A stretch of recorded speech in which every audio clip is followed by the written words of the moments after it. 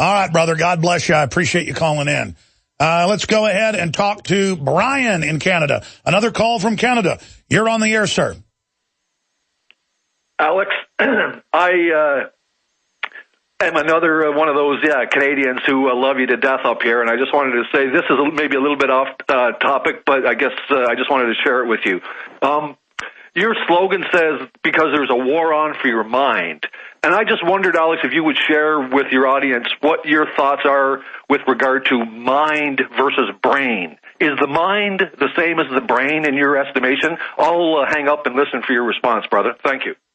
Well, you know, I'm no scientist, but I've read a lot of scientific reports and had a lot of top experts on, and I don't,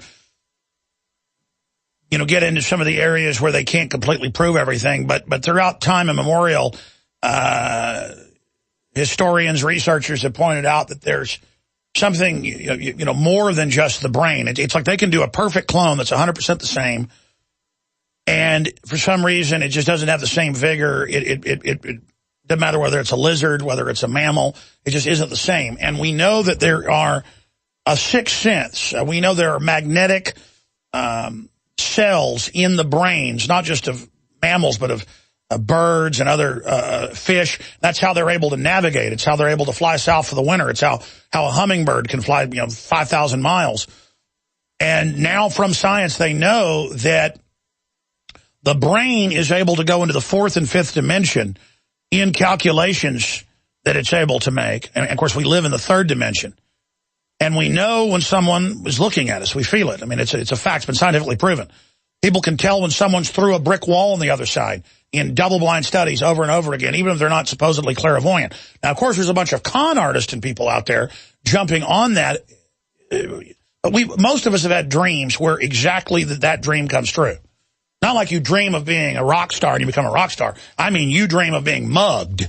That's happened to me. And then 6 months later or whatever, the exact mugging happens. And it's like deja vu, and you even know what the person's going to do. And it's almost like your brain was able to jump forward into the future. It's not like deja vu where you think you've seen this before. You talk about it. You remember it. It's very upsetting. Those dreams are waking dreams is what I call them, where you know it's real.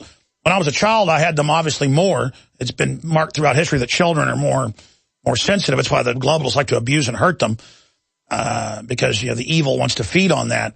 But, I mean, I still have waking dreams, and you always know one. Even if it's something good coming, like most of us, the most common waking dream is of your children unborn. Or a lot of times parents, when their children will have dreams about their grandchildren. That's very common. My dad had dreams about my daughters, and then only later went, oh, my God, that was the little blonde-haired girls I imagined that were going to be my children. But, I mean, it was exactly them. That's the issue. It was later he said, oh, my gosh, that was that dream. Or because he told my mom about this when they first got married. We're going to have daughters. I've seen these daughters. They weren't his daughters. They were his granddaughters. And the enemy knows this. That's why they don't want you to think there's anything else outside of what we can see. We're like moles, folks. We're blind. We have these five senses. We don't have five senses. We have six senses and beyond. We're in the universe. The time-space continuum flows directly through us. We're like hollow. Our bodies are very thin. We're made of stardust. We're made of the universe. We've always been here. It's unbelievable. That's why I'm not worried about the New World Order. I laugh at them because they're so pathetic.